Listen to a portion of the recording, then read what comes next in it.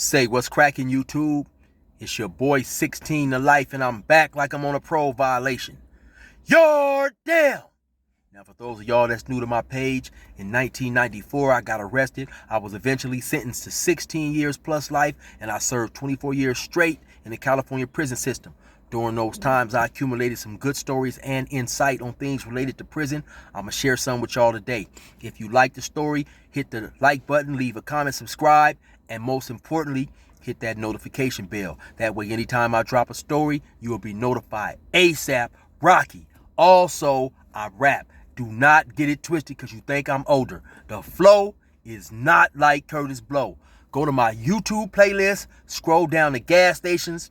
You'll find my music there, and I guarantee you're going to be impressed. Now let's hop into this story right here. From time to time, I get questions. People ask me, what were the Asians like in prison? So now, of course, this is only my personal opinion. You may hear different things from other people. But to me, honestly, the Asians were extremely cool. The Asians ran in prison with what's known as the other car.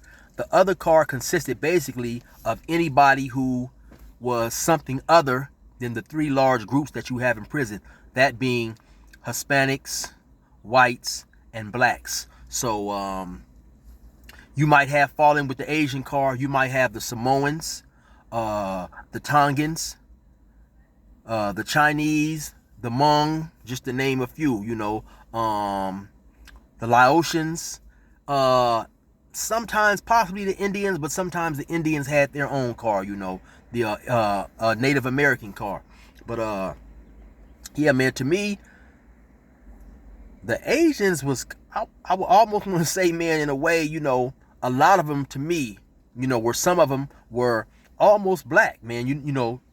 That's how I kind of saw them, man. It was extremely cool because, when a lot of them moved over here to California, or, when they came to America and some came to California, you had a lot of families who raised their families in urban communities and stuff. And so they eventually started associating with blacks. You have a lot of Asians who are Crips, Bloods, and stuff like that. Now, I've never, the whole time I done time, I never did run across an Asian who ran with the blacks if he was a Crip or a Blood. They always they always go and run with their people in the Asian car. But yeah, they were extremely cool. I honestly can say also, they were extremely tight-knit. They was really family-oriented, They always shared with each other. First of all, I honestly don't even ever remember seeing an Asian who, to me it appeared they all had money, because they always go to the store. They'd always have big bags. When I say store, I'm talking about the canteen or the commissary. They always had big bags. They always made big spreads. They always seemed to be sharing with one another. They was extremely cool, and they would share a lot of times with their black friends if they happen to have them. Like I said, I end up having a lot of good Asian friends in prison. I was locked up with a dude by the name of Insane in Salinas Valley. He was from, I believe, TRG. He was extremely cool. I had another good buddy by the name of Some Key. We was in Ironwood. We used to play dominoes and stuff together, and he would always be trying to sing R. Kelly, I Believe I Can Fly, and that was always funny to me. But he was real cool, Then I had another good buddy by the name of Fong. We used to play tennis together. And then another good buddy by the name of Pee Wee. Actually, Pee Wee is from Long Beach. I don't know exactly where, but Pee Wee has actually been to my house a couple of times since I've been paroled. So that should let you guys know how good friends we were. And me and Pee Wee was cool, man. Was real cool, still cool to this day. And, just real quick, between me and Pee Wee sometimes, we would make jokes between ourselves that other people would like stereotype or may think was racial, like maybe chicken jokes or rice jokes and stuff like that. But like I said, Pee Wee was cool, man. He didn't even have an accent. You would think he's a black dude if you talk to him on the phone. And so I just say that to say that, the blacks and the Asians got along real well. Of course, in the California prisons, you have certain areas that's I guess separated by race. And so, you know, the day room, the TV, the showers, you know, the Asians were always, the majority of them were always on, you know, the black side of the day room. We shared the day room together, the basketball courts. I have seen a couple Asians who ran with the Hispanics and stuff, and I guess that's strictly by choice. But for the most part, you know, the Asians, we share, you know, day rooms and showers and stuff like that with them and stuff. There was a time we got into a riot with the Asians one time, which was extremely rare. Matter of fact, that was the only riot that I've been in that involved the Asians. And I'll be the first to say that riot was caused by one of my homies, a black dude, of course, one of my immediate homies being from Inland Empire, and I'll be the first to say he was 100% wrong. He jumped the gun on that. He and another Asian made a bet. This is like maybe in 2002, maybe somewhere around there. I want to say 2002, 2003. And so they bet that the Lakers were not going to make the playoffs. So maybe a month or two, a couple months after they made the bet, the Asian dude who he bet gets a notice in his cell saying that basically he's transferring to another prison, not due to anything that he done or whatever. So he let my homie John know that, hey man, you know, I'm transferring. So my homie John, all of a sudden now he's demanding to be paid. But you can't get paid on a bet that's not over yet. You know, the bet is not even up yet. It's yet to be seen if the Lakers are going to make the playoffs or not. So I don't know with John. He went and talked to somebody, some Asian dude, and explained the situation. And the Asian dude, according to John, told him that he could get a head up fade, you know. I believe John had came to me and I told him, you know, John, you got to stand down on that because, you know, the bet is not up. But John was up in arms about it, you know. He felt played or whatever. And so he went over there to the Asian dude who was around, like 7 or 8 Asian dudes hanging against the wall, and I think he just fired on him, you know. So I heard somebody say, matter of fact, I heard a dude by the name of Halfhead from Long Beach Insane say, hey, y'all don't look over there, somebody fighting. We sitting at the basketball court looking straight ahead. They're fighting behind us. But now, of course, you know, when somebody says, don't look over there, they fighting, you know, it's just human nature to eventually turn an eye and see what's going on. I happened to look up and see it's my homeboy John, so I got up, I ran over there. You know, a couple people who was on the bench with me, they ran over there. It was some bloods on the wall. They jumped up and started fighting, and so that's how that riot jumped off, you know. But like I said, in my opinion, it was 100% my homie's fault, you know. Later on down the line, I did hear in other institutions where blacks and Asians had got into it, you know, got into riots here and there. But like I said, from my understanding and my experience with them, it's always been real cool. You know, like I said, man, I enjoyed the Asians and stuff.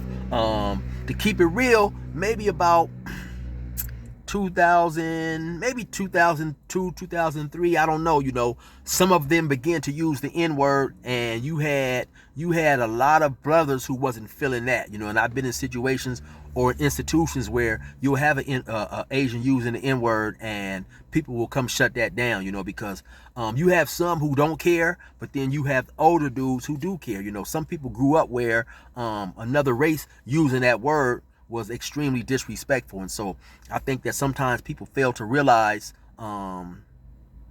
the feelings of others in a situation like that. So you definitely gotta, you know, just because one person is cool with it, other people are gonna have a problem with it and stuff. So but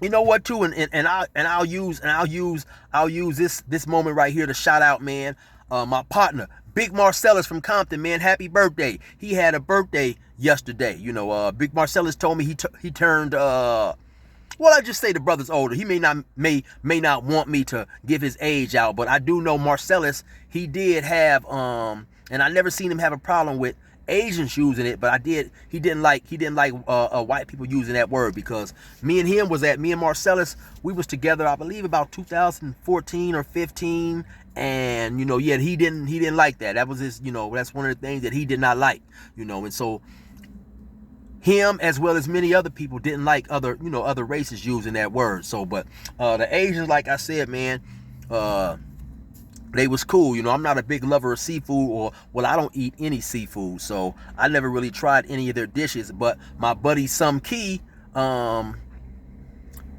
he used to make a lot of dishes, and people really love the stuff that he made. I'm trying to remember some of that dish. I had a celly that used to always want him to make some type of dish.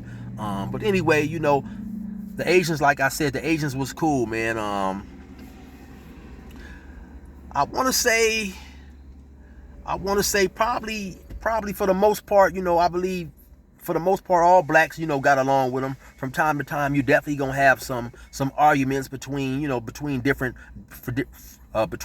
racial groups and stuff. But yeah, to my understanding, or excuse me, to my experience, you know, I've always had, you know, respect for the Asians. Like I said, they're definitely family oriented, and you know, that's one thing that I really liked about them. They was they shared within the community. You know, it seemed like they had no problem, you know, sharing with each other.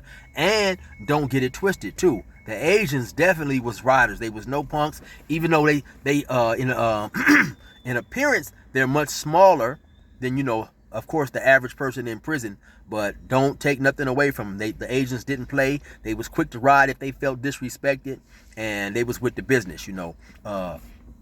I told a story one time. The name of that story is called "The Asians Get Active," and they gave an extremely bad beating to this one guy, man. So if you guys get a chance, definitely go and check that story out. But like I said, as far as in my book, you know, thumbs up to the Asians. Nothing but respect. Always had a good time with them. Me personally, I never had a bad encounter with any of the Asians. I don't know if you guys, some of you guys are older and you may remember, this is way back before YouTube and cameras being everywhere. I want to say maybe 92, 93. There was Asians that got into a fight in a pool hall. And you had one Asian pull a gun out, and some other Asians came up behind him and took the gun from him and ran up in the bar and shot him. You know, I happened to be locked up in Salinas with that guy too. But anyway, you guys already know what it is. Somebody had asked me recently, you know, what were the Asians like in prison? So I just decided to make a quick video, give you guys my opinion of it. Anyway, you already know what it is. It's your boy 16 to life. Oh, real quick too, I have yet to interview an Asian, and so if anybody's out there that's Asian, you want to interview, talk about your experience, I definitely would like to have that and be able to share it with my viewers and stuff like that. But anyway, you already know what it is. It's your boy 16 to life. Resume normal program.